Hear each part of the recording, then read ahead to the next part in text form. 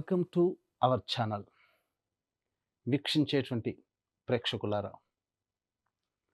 వాగర్థావివ సంపృక్తౌ వాగర్థ ప్రతిపత్తయే జగతః పితరౌ వందే పార్వతీ పరమేశ్వరౌ. ఆదిత్యాయ చ సోమాయ మంగళాయ బుధాయ చ గురుశుక్ర శనిభ్యశ్చ రాహవే కేతవే నమః.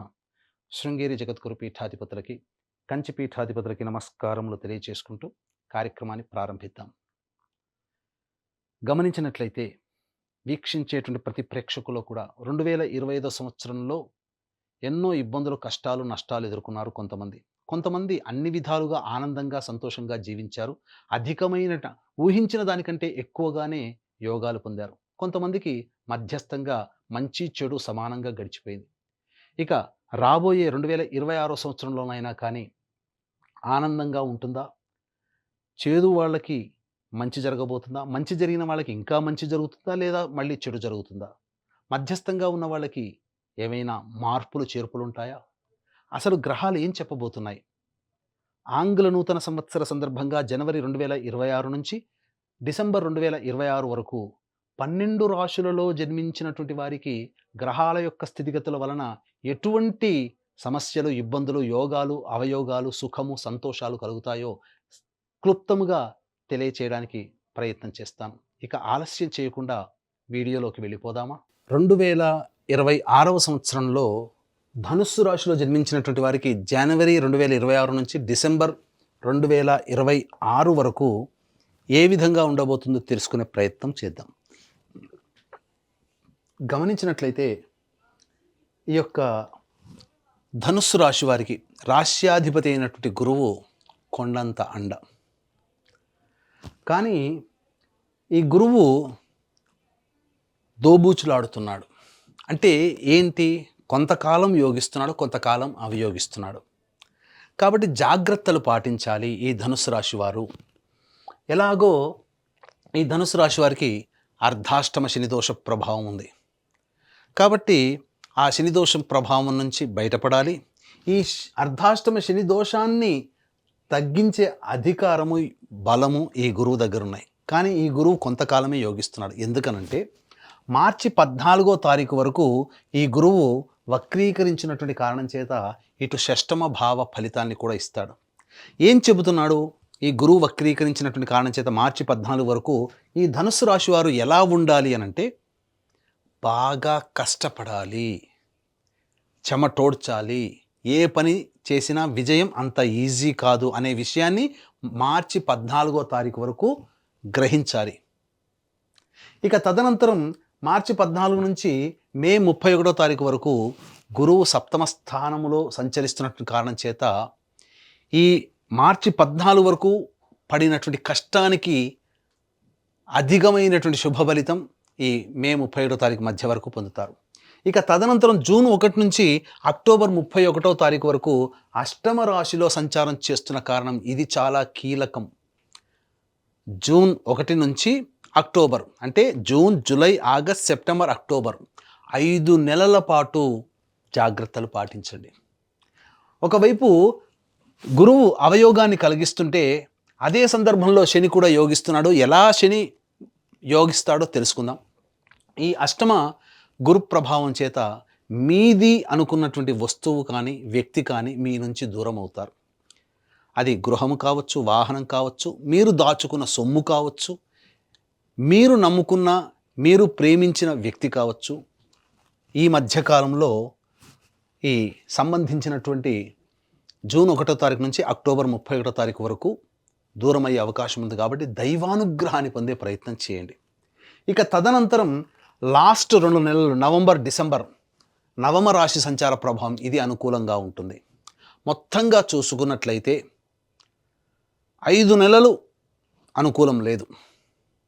ఆఖరి 2 నెలలు మార్చి 15 నుంచి మే వరకు 2.5 నెలలు, 4.5 నెలలు, మొదటి 2.5 నెలలు మిశ్రమం కలిపి దాదాపుగా ఒక 7 నెలలు మంచిగా, 5 నెలలు అశుభంగా ఈ యొక్క ధనుస్సు రాశిలో జన్మించిన వారికి కలుగుతుంది. ఇక శని కూడా జూలై 26 వరకు అర్ధాష్టమ శని దోష ప్రభావాన్ని కలిగిస్తూ జూలై 26 నుంచి వక్రగతి ఉన్నటువంటి కారణం చేత రాహుతో చేరి ఉండి అర్ధాష్టమ శని దోషము కంటే మించిన యోగాన్ని కలగచేస్తున్నాను. ఈ యోగము గురువు ఇచ్చేటువంటి అశుభాన్ని తగ్గిస్తుంది అనే విషయాన్ని వీక్షించేటువంటి ధనుస్సు రాశిలో జన్మించినటువంటి వారు గమనించాలి. ఇక గమనించుకున్నట్లయితే విద్య, ముఖ్యంగా ఈ యొక్క ధనుస్సు రాశిలో జన్మించినటువంటి వారు బాగా కష్టపడాలి. 100 మార్కులు రావాలి అనంటే 150% కష్టపడితే 100 మార్కులు వస్తాయి. నేను 100% కష్టపడ్డాను, నాకెందుకు ఈ 60-70 మార్కులు వచ్చాయని బాధపడేదానికంటే చేసిన దానికంటే ఎక్కువగానే కష్టపడితే విద్యార్థులు మంచి ఉత్తీర్ణత శాతంతో ఫలితం పొందుతారు. ఈ కష్టం యొక్క ఫలితం ఏదైతే ఉందో మే మంత్ వరకు జరిగేటువంటి పోటీ పరీక్షలలో ఆ ఫలితము మీకు చూపిస్తుంది. అద్భుతమైన ప్రగతి ఉంటుంది. ఇక విదేశీయానము, విదేశీ విద్యకి మాత్రం కాస్త అనుకూలంగా లేదు. ఎప్పుడు? జూన్ నుంచి జూలై వరకు, ఆ 2 నెలలు. జూలై తర్వాత అష్టమ గురువు అయినప్పటికీ కూడా రాహు యొక్క ప్రభావము, శని యొక్క ప్రభావం చేత విదేశీ యానానికి ఆగస్టు, సెప్టెంబర్, అక్టోబర్, నవంబర్ ఈ 4 నెలలు మీకు అనుకూలంగా ఉంటుంది. అందులో సందేహమే లేదు. ఇక గమనించుకున్నట్లయితే ఈ యొక్క శని ప్రభావము, అర్ధాష్టమ శని జూలై 26 వరకు, తదనంతరం ఈ యొక్క శని కూడా యోగిస్తున్నాడు. విద్యాపరంగా చెప్పుకున్నాం. ఉద్యోగం అనేటువంటి విషయం గురించి మనం ముందు తెలియచేసుకుందాం. ఎందుకంటే దీనికి సవివరమైనటువంటి టైం బీయింగ్ అనేటువంటిది కావాలి. అంటే ఏంటి? ఏ టైంలో మీరు ఉద్యోగ ప్రయత్నాలు చేయాలి, ఏ టైంలో మీరు నిరుద్యోగస్తులకు ఉద్యోగం లభిస్తుంది అనేటువంటిది, ఏ టైంలో ఉద్యోగం మార్పు చేసుకోవాలనేటిది ముందు మనం తెలియచేసుకుందాం. ఇక వివాహ విషయానికి వచ్చేసేసరికి ప్రయత్నాలు ప్రారంభించండి మొదటి రోజు నుంచే, జనవరిలో. దీని యొక్క ఫలితం మాత్రం ఏప్రిల్, మేలో మీరు పొందుతారు. మార్చి 15 నుంచి మేలో మధ్యలో వివాహం కుదిరే అవకాశం ఉంటుంది. అది తప్పిందా మళ్ళీ ఈ నవంబర్, డిసెంబర్లో తప్పకుండా వివాహం నిశ్చయం అవుతుంది. సందేహమే లేదు. వివాహం కావాల్సిన అబ్బాయిలకి, అమ్మాయిలకి వివాహం జరుగుతుంది.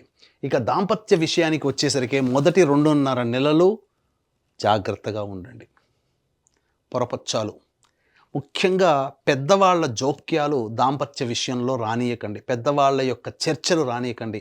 పెద్దవాళ్ళని బూచిగా చూపి దాంపత్య సమస్యలు వస్తాయి.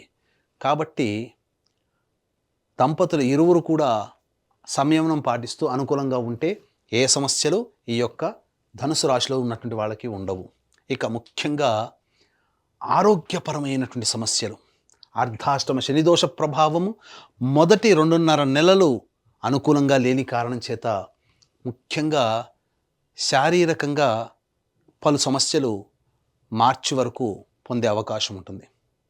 ఆ తదనంతరం జూన్, జూలై నెలలు కూడా అనారోగ్య సమస్యలు మరీ ఎక్కువగా బాధిస్తాయి. మొదటి 2 గుర్తుపెట్టుకోండి, మార్చి 14వ తారీఖు వరకు మరియు జూన్, జూలై నెలలు, ఈ 2 నెలలు మొత్తంగా జాతకరీత్యా 4.5 నెలలు ఈ సంవత్సరంలో అనారోగ్య సమస్యలు, వైద్యుని సంప్రదించాల్సిన పరిస్థితులు వస్తాయి. మిగతా గ్రహాల యొక్క ప్రభావం కూడా తోడై ఇంకా కొంత ఎక్కువగానే అనారోగ్య సమస్యలు వచ్చే అవకాశం ఉంటుంది. అదేందో కూడా ముందు చూసుకుందాం. ఇక సంతాన విషయంలో కనుక చూసుకున్నట్లయితే జాతకరీత్యా ప్రధానంగా సంతానవంతులయ్యే అవకాశము గోచరమవుతుంది. ఎప్పుడు గోచరమవుతుంది అనేటువంటి విషయాన్ని చూసుకుంటే ఈ సంవత్సరం నవంబర్, డిసెంబర్ నెలలో కన్సీవ్ అవ్వడం కానీ, సంతానం పొందడం కానీ ఈ ధనుస్సు రాశిలో జన్మించినటువంటి వారికి కలగబోతుంది. అందులో సందేహమే లేదు. మరీ ముఖ్యంగా ఏప్రిల్ అండ్ మే నెలలు కూడా సంతానానికి అనుకూలమైనటువంటి సమయంగా చెప్పవచ్చు. ఇక విదేశీ యానము, ఇంతకుముందు చెప్పుకున్నాం కదా, విదేశీ యానానికి మాత్రము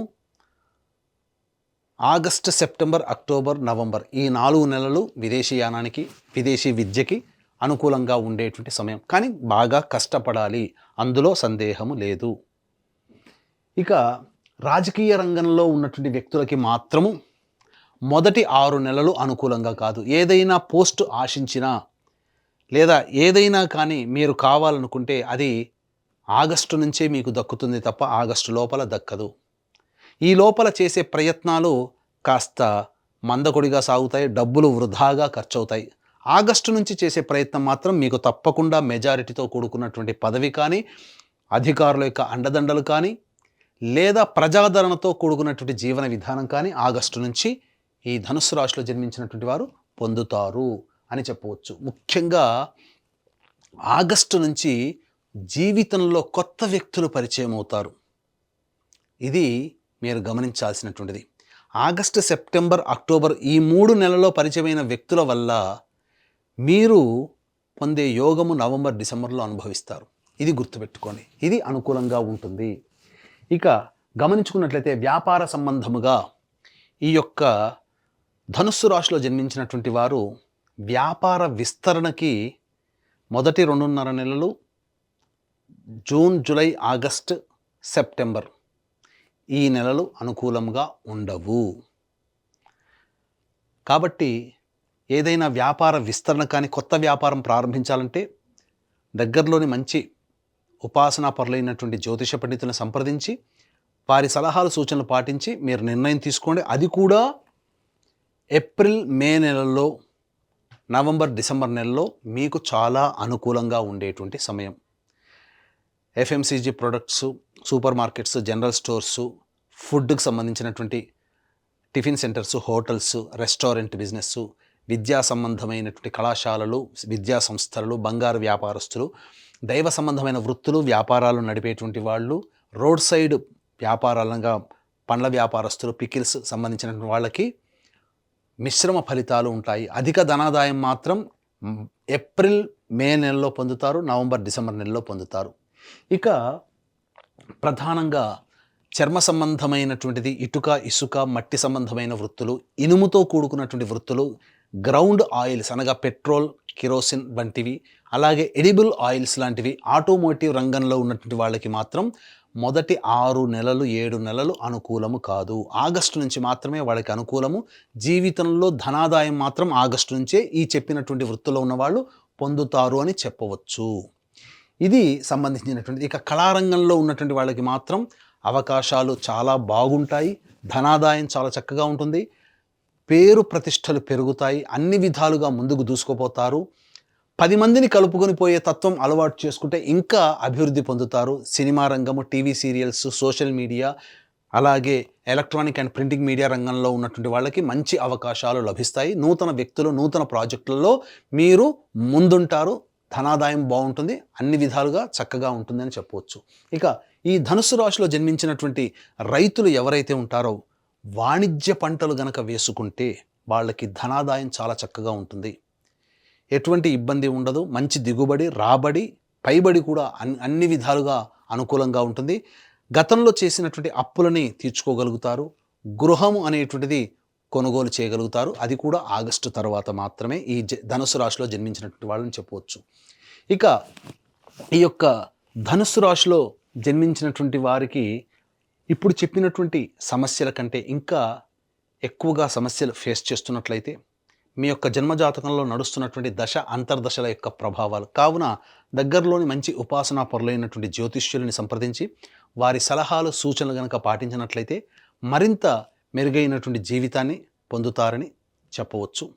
అలాగే ఈ యొక్క ధనుస్సు రాశిలో జన్మించినటువంటి వారికి 2026వ సంవత్సరం మొత్తం కూడా సంపూర్ణంగా దైవానుగ్రహం ఉంటేనే తప్ప జీవితంలో అభివృద్ధిని పొందలేరు. ఇట్టి దైవానుగ్రహం అందరికీ అందించాలనేటువంటి ఒక సదుద్దేశంతో మన పీఠం ఆధ్వర్యంలో ప్రతి నెల ఒక పుణ్యక్షేత్రంలో ఒక పర్వదినం రోజున మీ జాతకరీత్యా కలుగు అన్ని రకాల సమస్యల పరిష్కారానికి సర్వదోష నివారణ పూజలు, హోమాలు జరిపించడం జరుగుతుంది. వీడియోలు కూడా మీకు పంపించడం జరుగుతుంది. కాబట్టి అనారోగ్యానికి మృత్యుంజయ హోమము, నవగ్రహాల యొక్క అనుగ్రహం నవగ్రహ హోమము, అలాగే ఆర్థిక బాధలు, దాంపత్య సమస్యలకి లక్ష్మీ హోమము, శత్రు బాధలు, కోర్టు సమస్యలకి సుదర్శన మూలమంత్ర హోమాలు, ఇలా దాదాపు 21 రకాల హోమాలు చేయించడం జరుగుతుంది. స్క్రీన్పై కనిపిస్తున్న నెంబర్కి కాంటాక్ట్ చేసి మీ గోత్రనామాదులు నమోదు చేసుకోవచ్చు. ఇక మనం చెప్పేటువంటి ప్రతి విషయంలో కూడా ఒక కొత్త అధ్యాయానికి నాంది పలికాం. ఫేస్బుక్, ఇన్స్టా, యూట్యూబ్ అనేటువంటిది సంకల్ప మందిర్ అనేటువంటిది పేరుతో మీ ముందుకు రావడం జరుగుతుంది. కాబట్టి దాన్ని మీరు ఫాలో కనుక అయ్యారంటే అన్ని విషయాలు మీకు ముందు అందరికంటే ముందు మీకు తెలియపరచడం జరుగుతుంది. ఇక గమనించుకున్నట్లయితే అందరూ ఎదురు చూసేటువంటిది ఈ యొక్క ధనుస్సు రాశిలో జన్మించినటువంటి వారికి ఉద్యోగ సంబంధముగా ఎలా ఉండబోతుంది అంటే ఏంటి ఉద్యోగ సంబంధంగా అంటే ఏ ఏ సమస్యలు ఏ సమయంలో ఉద్యోగాలు ప్రయత్నం చేయాలి, ఏ సమయంలో కొత్త ఉద్యోగం వెతుక్కోవాలి, నిరుద్యోగస్తులకు ఉద్యోగం లభిస్తుంది, ఏ సమయంలో ఉద్యోగ ప్రయత్నాలు చేయకూడదు. ఎందుకంటే కాలం కలిసి రావాలి కదా ఇక్కడ అన్నిటికంటే ప్రధానంగా. కాబట్టి మనం గనక చూసుకున్నట్లయితే ఈ యొక్క ధనుస్సు రాశిలో జన్మించినటువంటి వారికి ఫిబ్రవరి 13 నుంచి మార్చి 14వ తారీఖు వరకు చాలా అనుకూలంగా ఉంటుంది. ఇక తదనంతరం ఈ యొక్క ధనుస్సు రాశి వారికి మే 15 నుంచి జూన్ 14వ తారీఖు వరకు సంపూర్ణంగా అనుకూలంగా ఉంటుంది. ఇక సెప్టెంబర్ 17 నుంచి నవంబర్ 15వ తారీఖు వరకు అనుకూలంగా ఉంటుంది. మళ్ళీ చెప్తున్నాను, ఫిబ్రవరి 13 నుంచి మార్చి 13వ తారీఖు వరకు, అలాగే మే 15వ తారీఖు నుంచి జూన్ 14వ తారీఖు వరకు, మరియు